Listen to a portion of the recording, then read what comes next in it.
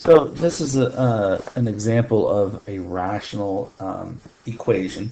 You can see that I've got uh, on each side of the equation there are rational expressions that have polynomials perhaps in both the numerators and denominators. And always, we looked at this kind of earlier, there is the possibility of some extraneous solutions as well.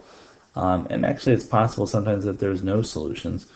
As I look at this, probably the best technique that I can describe for solving such equations is to multiply both sides of the equation by the least common multiple, or the lowest common divisor.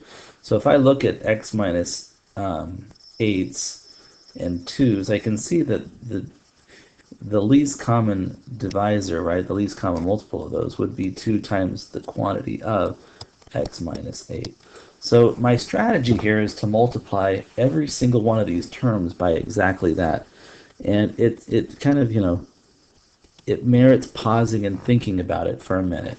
So if I take x over 2 and I multiply that by 2 times x minus 8, right? I could think about this as a fraction with 1 as a denominator.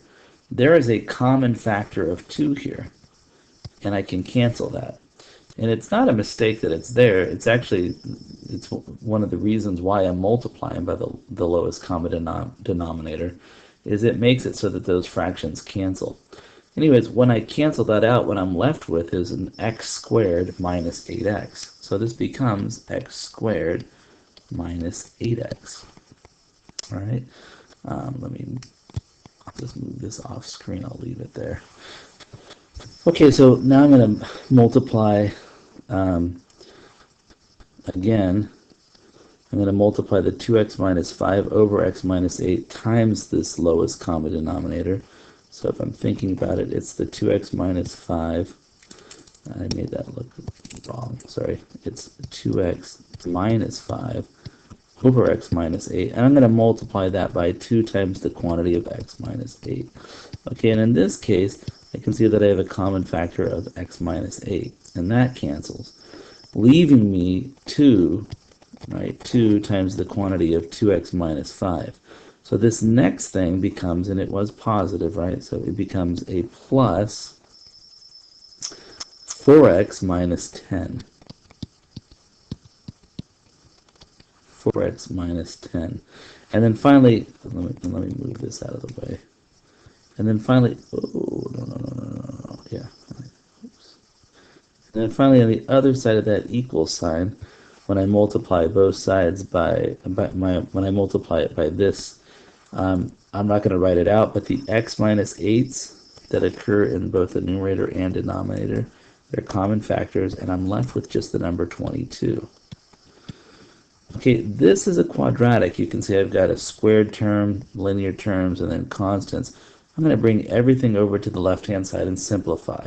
So this becomes x squared, and it should be minus 4x, I think, negative 8 plus 4, and then minus 32.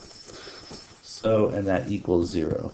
So if I'm attempting to factor that, right, I'm looking at factors of 32, negative 32, that would add up to negative 4. 32 is 2 times 16. 16 is 2 times 8, and 8 is 2, 2, 2. So that's 2, 4, 8, 16, 32. And I might need the factor of 1 in there. I don't know. So I need to break this up. And if I look at it, I can see this is the number 8. And that's the number 4. So I think I can break this up as, let's see, the 8 would have to be the negative 8 and positive 4.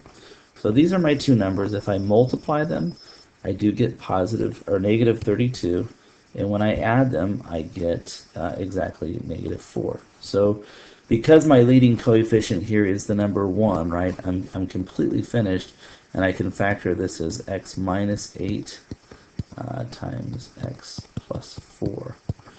And that means if I set each part of this equal to 0, right, x would equal 8, and if I set the other part equal to 0, that means x would equal -4. Now, the one problem that I have, right, is there's a restriction. If I look back up at my original problem, it was an x minus 8 in a denominator, right? So that means x cannot be positive 8. This is an extraneous solution, right? So my solution is x is equal to -4. X is the value -4.